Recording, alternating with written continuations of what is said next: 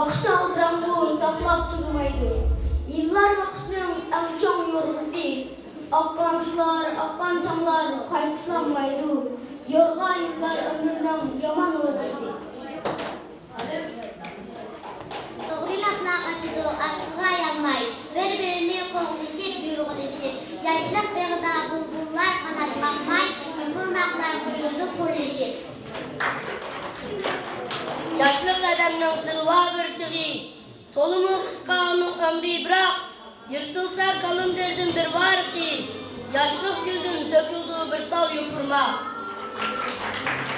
Yıllar şemaliyet buldu, kızlar kemildi. Yupurmaksızlara bir çare buldu kakşa.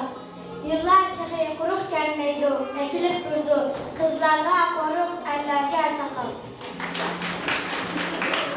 Bırak yıllarını tullaş toğra gelmeydi. Meyli ötüasın özünün yılı. Adamlar bu vaktini kodun vermeydi. Çöllerini bostan kılgan adamlar kılı. Yıllarının koynurken furseti yorgun. Kaldık kişiler yıllar bilen öğrer durdu.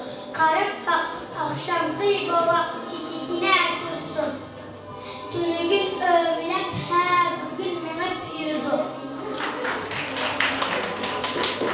Köreşken ballar kovuluşu bulan. Köreş demirine çokun tadıdı.